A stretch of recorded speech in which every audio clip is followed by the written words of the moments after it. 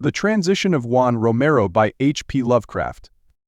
Of the events which took place at the Norton Mine on October 18th and 19th, 1894, I have no desire to speak.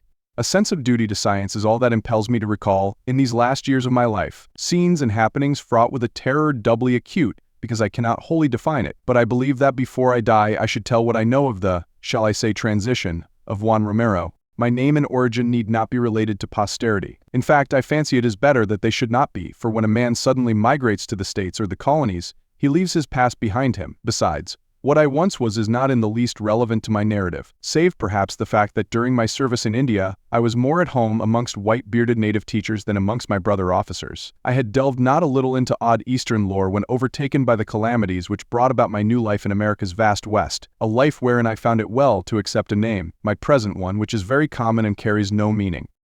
In the summer and autumn of 1894 I dwelt in the drear expanses of the Cactus Mountains, employed as a common laborer at the celebrated Norton Mine, whose discovery by an aged prospector some years before had turned the surrounding region from a nearly unpeopled waste to a seething cauldron of sordid life. A cavern of gold, lying deep below a mountain lake, had enriched its venerable finder beyond his wildest dreams, and now formed the seat of extensive tunneling operations on the part of the corporation to which it had finally been sold. Additional grottos had been found, and the yield of yellow metal was exceedingly great, so that a mighty and heterogeneous army of miners toiled day and night in the numerous passages and rock hollows. The superintendent, a Mr. Arthur, often discussed the singularity of the local geological formations, speculating on the probable extent of the chain of caves, and estimating the future of the titanic mining enterprise. He considered the auriferous cavities the result of the action of water, and believed the last of them would soon be opened. It was not long after my arrival in employment that Juan Romero came to the Norton Mine. One of a large herd of unkempt Mexicans attracted thither from the neighboring country,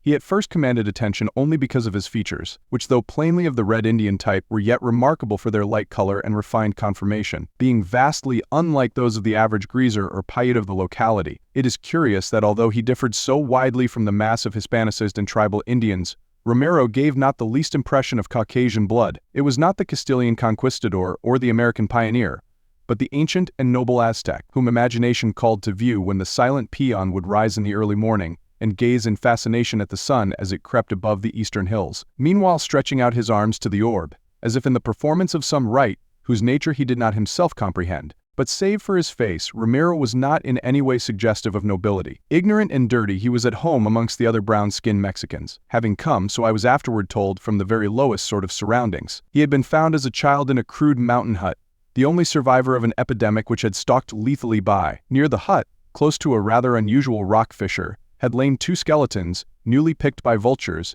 and presumably forming the sole remains of his parents. No one recalled their identity, and they were soon forgotten by the many. Indeed, the crumbling of the adobe hut and the closing of the rock fissure by a subsequent avalanche had helped to efface even the scene from recollection. Reared by a Mexican cattle thief who had given him his name, Juan differed little from his fellows. The attachment which Romero manifested toward me was undoubtedly commenced through the quaint and ancient Hindu ring which I wore when not engaged in active labor. Of its nature and manner of coming into my possession I cannot speak. It was my last link with a chapter of life forever closed, and I valued it highly. Soon I observed that the odd-looking Mexican was likewise interested, eyeing it with an expression that banished all suspicion of mere covetousness. Its hoary hieroglyphs seemed to stir some faint recollection in his untutored but active mind, though he could not possibly have beheld their like before. Within a few weeks after his advent, Romero was like a faithful servant to me, this notwithstanding the fact that I was myself but an ordinary miner. Our conversation was necessarily limited. He knew but a few words of English, while I found my Oxonian Spanish was something quite different from the patois of the peon of New Spain. The event which I am about to relate was unheralded by long premonitions. Though the man Romero had interested me, and though my ring had affected him peculiarly, I think that neither of us had any expectation of what was to follow when the great blast was set off. Geological considerations had dictated an extension of the mine directly downward from the deepest part of the subterranean area, and the belief of the superintendent that only solid rock would be encountered had led to the placing of a prodigious charge of dynamite. With this work Romero and I were not connected, wherefore our first knowledge of extraordinary conditions came from others. The charge, heavier perhaps than had been estimated, had seemed to shake the entire mountain. Windows and shanties on the slope outside were shattered by the shock, whilst miners throughout the nearer passages were knocked from their feet. Jewel Lake, which lay above the scene of action, heaved as in a tempest. Upon investigation it was seen that a new abyss yawned indefinitely below the seat of the blast, an abyss so monstrous that no handy line might fathom it, nor any lamp illuminate it. Baffled, the excavators sought a conference with the superintendent, who ordered great lengths of rope to be taken to the pit, and spliced and lowered without cessation till a bottom might be discovered. Shortly afterward the pale-faced workmen apprised the superintendent of their failure. Firmly though respectfully they signified their refusal to revisit the chasm, or indeed to work further in the mine until it might be sealed. Something beyond their experience was evidently confronting them, for so far as they could ascertain, the void below was infinite. The superintendent did not reproach them. Instead, he pondered deeply, and made many plans for the following day. The night shift did not go on that evening. At 2 in the morning a lone coyote on the mountain began to howl dismally. From somewhere within the works a dog barked in answer, either to the coyote or to something else. A storm was gathering around the peaks of the range, and weirdly shaped clouds scudded horribly across the blurred patch of celestial light which marked a gibbous moon's attempts to shine through many layers of cirrostratus vapors. It was Romero's voice, coming from the bunk above, that awakened me. A voice excited and tense with some vague expectation I could not understand. Madre de Dios el sonido, y sonido, oiga vid, lo I vid sonor, that sound. I listened, wondering what sound he meant. The coyote, the dog, the storm, all were audible, the last name now gaining ascendancy as the wind shrieked more and more frantically. Flashes of lightning were visible through the bunkhouse window. I questioned the nervous Mexican, repeating the sounds I had heard. El coyote? El perro? El viento. But Romero did not reply.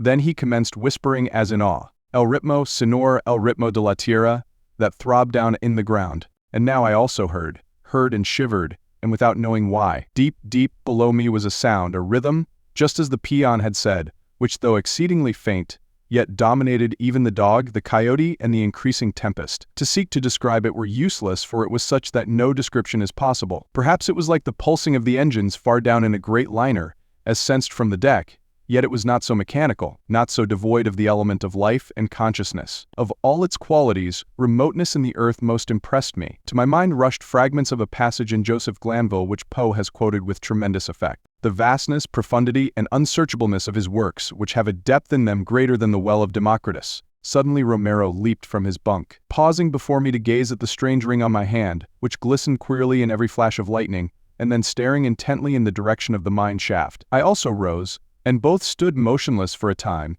straining our ears as the uncanny rhythm seemed more and more to take on a vital quality. Then, without apparent volition, we began to move toward the door, whose rattling in the gale held a comforting suggestion of earthly reality. The chanting in the depths, for such the sound now seemed to be, grew in volume and distinctness, and we felt irresistibly urged out into the storm, and thence to the gaping blackness of the shaft. We encountered no living creature, for the men of the night shift had been released from duty, and were doubtless at the Dry Gulch settlement pouring sinister rumors into the ear of some drowsy bartender. From the watchman's cabin, however, gleamed a small square of yellow light like a guardian eye. I dimly wondered how the rhythmic sound had affected the watchman, but Romero was moving more swiftly now, and I followed without pausing. As we descended the shaft, the sound beneath grew definitely composite. It struck me as horribly like a sort of oriental ceremony with beating of drums and chanting of many voices. I have, as you are aware, been much in India. Romero and I moved without material hesitancy through drifts and down ladders, ever toward the thing that allured us, yet ever with a pitifully helpless fear and reluctance. At one time I fancied I had gone mad.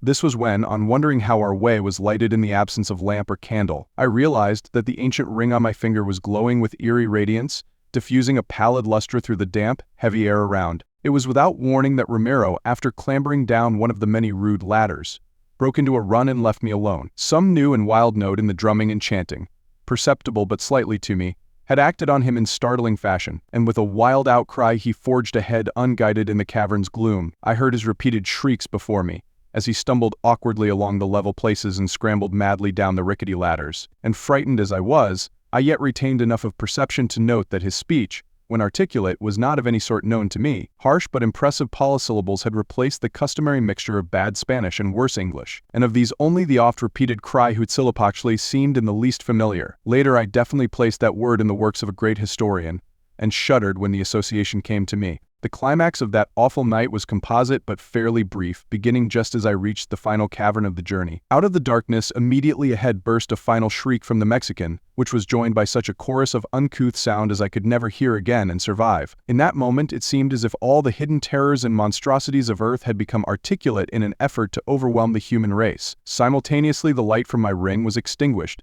and I saw a new light glimmering from lower space but a few yards ahead of me. I had arrived at the abyss, which was now redly aglow, and which had evidently swallowed up the unfortunate Romero. Advancing, I peered over the edge of that chasm which no line could fathom, and which was now a pandemonium of flickering flame and hideous uproar. At first I beheld nothing but a seething blur of luminosity, but then shapes, all infinitely distant, began to detach themselves from the confusion, and I saw was it Juan Romero, but God. I dare not tell you what I saw. Some power from heaven, coming to my aid, obliterated both sights and sounds in such a crash as may be heard when two universes collide in space. Chaos supervened, and I knew the peace of oblivion. I hardly know how to continue, since conditions so singular are involved, but I will do my best, not even trying to differentiate betwixt the real and the apparent. When I awaked, I was safe in my bunk, and the red glow of dawn was visible at the window. Some distance away, the lifeless body of Juan Romero lay upon a table, surrounded by a group of men, including the camp doctor. The men were discussing the strange death of the Mexican as he lay asleep, a death seemingly connected in some way with the terrible bolt of lightning which had struck and shaken the mountain. No direct cause was evident, and an autopsy failed to shew any reason why Romero should not be living. Snatches of conversation indicated beyond a doubt that neither Romero nor I had left the bunkhouse during the night, that neither had been awake during the frightful storm which had passed over the Cactus Range. That storm, said men who had ventured down the mine shaft, had caused extensive caving in, and had completely closed the deep abyss which had created so much apprehension the day before. When I asked the watchman what sounds he had heard prior to the mighty thunderbolt, he mentioned a coyote, a dog, and the snarling mountain wind, nothing more. Nor do I doubt his word. Upon the resumption of work, Superintendent Arthur called on some especially dependable men to make a few investigations around the spot where the gulf had appeared. Though hardly eager, they obeyed, and a deep boring was made. Results were very curious. The roof of the void, as seen whilst it was open, was not by any means thick. Yet now the drills of the investigators met what appeared to be a limitless extent of solid rock. Finding nothing else, not even gold, the superintendent abandoned his attempts, but a perplexed look occasionally steals over his countenance as he sits thinking at his desk. One other thing is curious. Shortly after waking on that morning after the storm, I noticed the unaccountable absence of my Hindu ring from my finger. I had prized it greatly, yet nevertheless felt a sensation of relief at its disappearance. If one of my fellow miners appropriated it, he must have been quite clever in disposing of his booty, for despite advertisements and a police search, the ring was never seen again. Somehow I doubt if it was stolen by mortal hands, for many strange things were taught me in India. My opinion of my whole experience varies from time to time. In broad daylight, and at most seasons, I am apt to think the greater part of it a mere dream. But sometimes in the autumn, about 2 in the morning, when winds and animals howl dismally, there comes from inconceivable depths below a damnable suggestion of rhythmical throbbing, and I feel that the transition of Juan Romero was a terrible one indeed.